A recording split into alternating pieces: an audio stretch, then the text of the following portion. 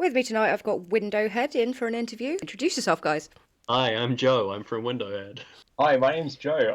I'm also from Windowhead, which does get very confusing. We've decided for this interview, Joe, other Joe is Joe one. It, do- And he's Joe too.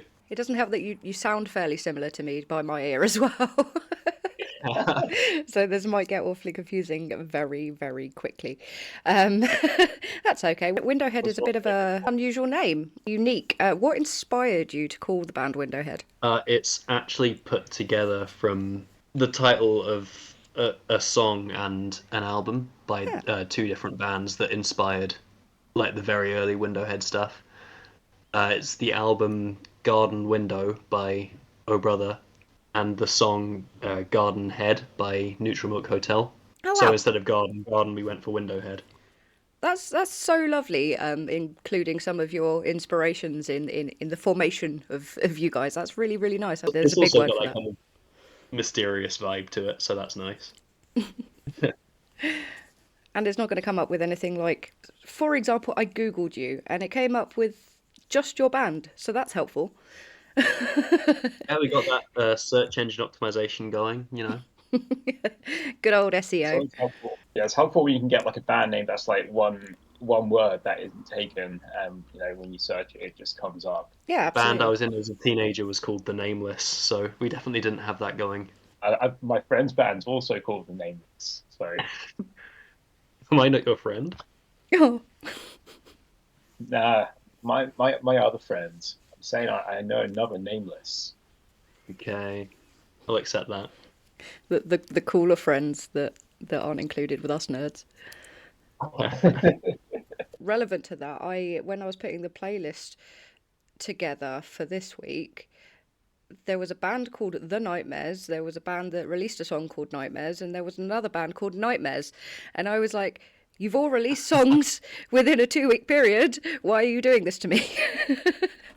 Every band with similar names needs to get start a big group chat and get together and figure out their release schedules just so they don't overlap with each other. Absolutely, there should be like a company's house for band names. Find people's names then as well.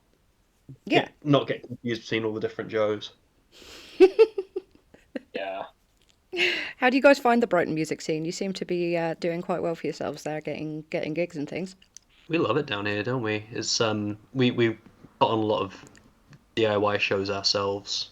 We try to get small bands from out of town who don't necessarily have the kind of pull to get in with promoters and stuff, and like give them their first chances down here a lot. That's Yeah, like Joe's really crushing it with like he actually puts on quite a lot of the shows that we play, and just from there we've kind of got a good network of like what the cool local bands are. There's lots of cool local bands, and like so got contacts with bands a bit further afield as well. that's fantastic. As someone that obviously loves to promote baby bands. You got to give the love back. You can't just expect everyone to do everything for you. You have to give something back to the community, don't you? So I think like since COVID, like quite a few promoters have like called it. So what's been more and more common is like bands kind of like putting on shows and like doing it DIY. Yeah, it's kind of cool. It's really awesome to see the music scene coming together like that and really supporting each other. It's something that I've noticed more and more lately with shows that are being put on is just the sheer amount of support for like the grassroots bands and the underground bands from each other. There's no like there's not as much competition anymore as it used to be. It's more like It's cooperative, isn't it? yeah, helping people help themselves. We're all aiming for the same goal. Everyone's just trying to get out there and play some cool shows and show what they've been working on to more people. And that's not something that we need to compete for. It's something that we can all work together on. Yeah, absolutely. Who's been your favourite band to play alongside so far then? Done a lot of shows with done a fair few shows with the Brighton band Couples Therapy. They're Yeah, it's been a always little while, but yeah, we done a good few with them. I really like them. They're really lovely people as well. The EP Terrestrials is coming out on the 28th of March, isn't it? With the release Hmm. show the following week at the 6th of April. Now, you've got a beautiful rainbow on the as the cover art. Was that just pure chance that you guys were able to find that? Complete good luck. So it's I probably shouldn't dox myself too hard, but it's not far from my house. um, I think it had been it had just been completely torrential rain and then turned into a really nice day, the exact way you get rainbows. And I thought the contrast between the completely clear sky with the rainbow in the background and the kind of clutter in the foreground of the image was like a good way of I thought it tied in with like the aesthetics of the EP because there's a lot of contrast between like really intricate kind of gentle stuff and then much heavier bits, and the changes are all quite sudden. So I thought the contrast went a nice way. It's absolutely gorgeous, and you're completely right. As I've had the pleasure of having a listen to the EP through before it's released, it matches it perfectly, and I really really love that. One of you said it juxtaposes it like perfectly. Going back to bands that we played with that we enjoyed, like we did a show with In Case You Leave like last weekend, and that was like awesome. Oh yeah, they're a crazy good band. Yeah, like I've wanted to play a show with them for like a couple of years now, and they always blow me away. Finally got the chance. Oh, that's so lovely being able to play with someone that you've like enjoy. You borderline traumatized me with the single artwork for Todd Honey, which we're going to play in a bit as well. Oh yeah. Please tell me that teddy bear has a home and is loved. Oh okay. So that one. So this seems to happen a lot. I'm just out and about and I see something that's kind of interesting, and I grab a picture of it, and it eventually becomes album art because that was by a canal in Wales. Oh, I was there in the summer a couple of years ago, and there was this teddy bear just kind of lying on a pillar by the water. I think someone must have dropped it. I had to leave it. I couldn't just take it with me. I think it was left there in the hopes that the owner would come and pick it back up. that could be like like surfing new release on band camp, and they'll be like, "Oh my god, it's my teddy bear." that would be Artwork. such a wholesome reuniting story. Yeah, Oh, but yeah, no, I'm absolutely traumatized by the fact that this poor teddy bear that's obviously well loved has just been left on a wall. I'm sorry. It's I, heartbreaking, isn't it? I'm the sort of person that can't pick up cuddly toys in shops because I think that they will be sad if I put them down and don't buy them. I always felt like a bit traumatized by Toy Story. Yeah, Like, I think definitely. because that like those films were coming out when I was really young, and I think they'd like traumatized me with the idea that if I threw away a toy or like disposed of it or whatever, it would make the toys feel awful, you know? yeah, I think maybe they just managed to traumatize an entire generation, and maybe that's where my deep-seated fear of rejecting inanimate objects comes from. It's turning us all into hoarders. But we're only just realizing the effects that Toy Story has had on us. Or maybe it's stopping us from turning into a throwaway society. For us to, you know, Ooh, deep like, Um, put a positive spin on. on the hoarding that's behaviour. a nice way to look at it. It's a much better Yes. way to look at it. What are your biggest influences, and how did that shape the EP that is going to be coming out? Where do we start? The big ones for me are like Thrice, especially, and Oh Brother. Like, I've always really admired how Thrice developed across their career from like really fast, kind of metal influenced emo hardcore stuff into like more of a post metal era in the middle, and then onwards into more Radioheady territory. I think I can really respect that kind of adventurous approach to music, like always being willing to try on new things. And I think that's kind of the central ethos behind a lot of what I do. I think it's a pretty varied batch of songs. Yeah. It really is. I was looking through the list of influences that you gave me, and I was just like, how am I going to make this a cohesive playlist? But I'll do it. It can't be done.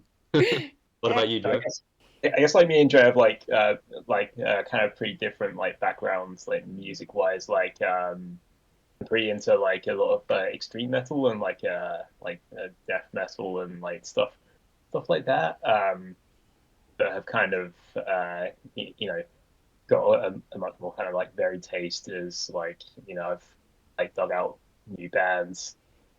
I think yeah, probably the big one is like Radiohead.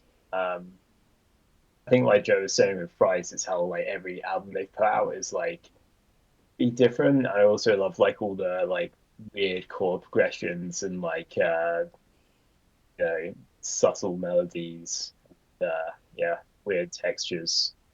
I like the description weird textures as a descriptive for a sound. What's your favourite track off of the EP? I think the single we put out "12 Honey's like probably my favorite. It's like the most fun to play. It's got like a lot of like different sections, and I find like the kind of like outro of that song's it's just really fun to play live. It's because you get to start soloing. Yeah, that's it. It's one of my favourites from the EP as well. And yeah, that solo was something else. The solo is brilliant. What's your favourite track, Joe? One. Mine is probably Extraterrestrial, the first track. Mm. I think a lot of the time when you're trying to make music that's a bit different, it can sometimes be a bit contrived. Mm. It's like the way everything is put together in like a really strange way, just to make it sound unique. But like when me and Joe we wrote Extraterrestrial together, like we were writing it as we were recording it. Basically, I think I came in with like the intro and that was it, and then we were able to create a back and forth to create that song that was so natural that we just got the whole thing down in one sitting, didn't we? Like having come in with very few ideas, and I think that natural flow is evident, like listening to it as well. Yeah, it absolutely is. Yeah, And I was going that to say that it was my other favourite from that EP. Funnily enough, Oh, nice. I can't wait for people to hear it. It's going to be so good. It's really really good all the way through. It's just so cohesive. It could almost be a the concept. Thank you. We we tried to put a lot of work into like flow and atmosphere and all that kind of stuff. No, don't like to just think of it as a small collection of songs. It is more like a whole piece, Mm. you know. Yeah, and that absolutely shows. Really really enjoyed it. What tracks from your influences did you want to play? Oh, I think the one I'm picking from Thrice isn't necessarily my favorite Thrice song, but I think like it's mysterious. It's like ambitious. It's after they went a bit more experimental, but it's still got a lot of bounce to it, like intricate guitar parts and melodies. It's Of Dust and Nations from their album Visu. Perfect. We'll run that now. This is Of Dust and Nations by Thrice. Your release show is coming up at the Bee's Mouth in Brighton on the 6th of April. Are you looking forward to it? I bet you're absolutely stoked. Yeah, absolutely. We've got a couple of bands supporting. There's Dusker, who are this kind of uh, noise rock post punk band from Leicester, who we worked with back in May last year. They were one of the bands that we've brought to town with the shows we put on before. They're really cool. They actually put an album out not that long ago, which I recommend. And opening, we've got a band called Ada, who are pretty new on the scene. They're locals, friends of ours. Very heavy, like kind of post metal hardcore stuff. Also very good. Ooh. they're sort of like one of the bands that like a rehearsal room that we use, and yeah, it just sounds like crushing. They've only done one show so far though, so the rest of the exposure we've had to them since then has just been like with our ears pressed up against the door to their rehearsal studio, trying to hear what they're Oh, cooking. that's so cute. Yeah, I just want to get them on stage again so that we can actually listen to them, basically. It's purely selfish reasons. Yeah, yeah, absolutely. Aside from that, it's fun to get to like play like a headline show. We're going to be playing like some new material play some like old material we haven't played for a while. So it's kind of yeah, it's fun to get to play for like a bit longer. Yeah, you get a lot more. It's a lot more fun doing a longer set because you get a bit more opportunity to create a bit of flow to it rather than just trying to jam. Because we got pretty long songs. If in a half-hour set we could play like 5 songs and that's it. So it's nice to have the opportunity to get a bit more uh, flavor in there, you know? Yeah, absolutely. It's like being able to play like a bunch of your old stuff because you guys have been going since I want to say 2018, 2019. Yeah, yeah. So it's kind of a weird one. It's like a difficult band to track the background of because that first album was just me recording on GarageBand in my room. It was all on his phone, Look which at was that. mad. Yeah, you need to be psychotic to try and record a whole album on your phone, but I did it, so there you go. It just shows Um, dedication. and yeah, after that, I brought Joe on board and another friend of ours, Liam, who was playing bass for us at the time. You can he doesn't play bass for us anymore, but you can still hear his backing vocal on the album. He does the really low screams. He's still in the family. Um, but then we were trying to get it going as a live band at that point, but then COVID happened, so we ended up just doing another um, bedroom album basically, Yeah. and that So that came out in like 2021, and then we finally managed to get people together to play live starting from 2022, and that's the iteration of the band that's still going now. that, yeah, as I say, I think that just shows a level of dedication to and belief in what you guys are doing to stick with it for that long, even though you've had hurdles such as COVID and actually getting together to record all of the stuff. It's brilliant that you stuck at it and are continuing to work hard, as it's evident with this EP.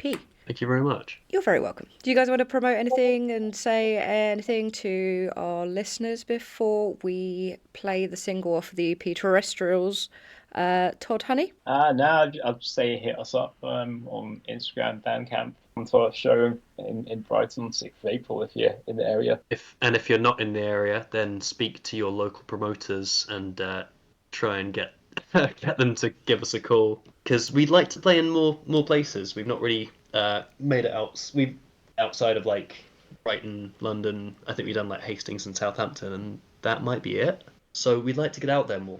If you want to see us, make it happen. Yeah, any promoters or like bands up north that want to hit us up for a show or like a gig swap, hit us up. Yeah, yeah, for sure.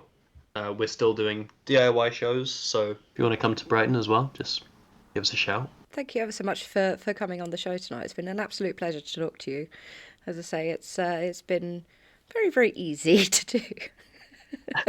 You Thanks so guys are much for having us. so well behaved. Yeah, thanks for having us. Absolutely, anytime. So this is Windowhead with Todd Honey.